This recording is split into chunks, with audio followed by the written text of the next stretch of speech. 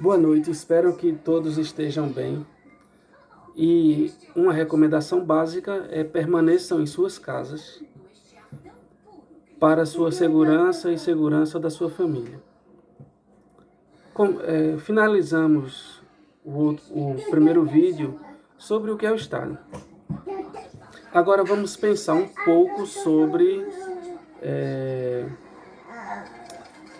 alguns personagens que compõem esse Estado. Primeiro podemos pensar nos escribas. Quem eram os escribas? Eram as pessoas que sabiam ler e escrever. E aí eu quero pontuar que nós estamos na fronteira entre o que se convenciona chamar entre pré-história e história. Lembrando sempre que essa fronteira nunca é tão exata. Por exemplo, aquele índio que está numa floresta com uma mão segurando um iPhone e na outra mão uma flecha. Em que período ele está? Está na pré-história? Está na história? Está na pós-modernidade? Em que período ele está? Então, pensando um pouquinho sobre esse nascente Estado, vamos pensar sobre os escribas, essas pessoas que escreviam ou faziam sinais e símbolos em pequenas tábuas de barro. Qual a função deles? Ajudar no controle de estoque, da produção agrícola, no controle populacional, no controle de diversas coisas úteis para a sociedade. Tá certo? Ligado, às vezes sim, às vezes não, com esse grupo de escribas estavam os agricultores. A agricultura nasce como revolução neolítica. E é na idade dos metais que ela se desenvolve cada vez mais, servindo de suporte essencial para a existência das cidades. Tá certo? Então, os agricultores são figuras essenciais, porque graças a eles nós temos o excedente. E aí são criados vários instrumentos para guardar esse excedente. Alguns guardavam em cerâmicas e outros recipientes para que se armazenasse essa produção, porque não serviria de nada produzir em grande quantidade se não pudesse guardar e estocar de alguma maneira. Existe um tema que é transversal em toda a Idade Média não, toda a pré-história. Estou cuidando aqui do meu filho, Francisco, estou no quarto com ele. Em toda a pré-história é quando surge a religião. Então, existem alguns achados arqueológicos que seres humanos são depositados em vasos de cerâmica em posição fetal. Então, existem discussões sobre uma vida pós-morte, a consciência de uma religião, a fé, em considerar a Terra como um útero que a pessoa seria recolocada para nascer em outra vida. Mas isso é só uma reflexão que não se pode avançar muito, honestamente, por falta de provas, certo?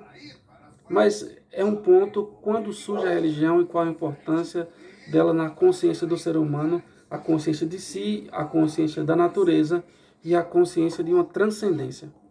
É um tema muito importante, é um tema que não se esgota aqui, é claro. Então eu falei de escribas, sacerdotes, agricultores e agora chefe militar. Por que eu não citei político? Porque inicialmente se confundia muito chefe militar e político, e incluso sacerdote. Uma pessoa que acumulava em si várias funções, tá certo? Mas, de um modo geral, quem estava à frente dessa cidade-estado, era um chefe militar inicialmente. Detalhe, como primeira proteção dessa cidade, como primeira característica dessa cidade, nós temos a existência de um muro. Por quê?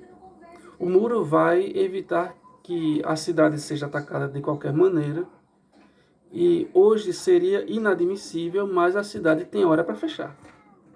Então, se o viajante chegasse a determinada hora, talvez se ele fosse de grande prestígio, ele pudesse entrar. Mas, de um modo geral, não entrava depois de determinada hora.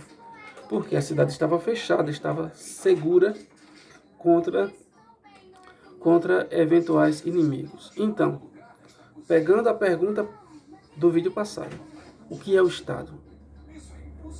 E começando a pensar nessa inicial especialização que acontece dentro do Estado, nós podemos ver uma nascente organização política.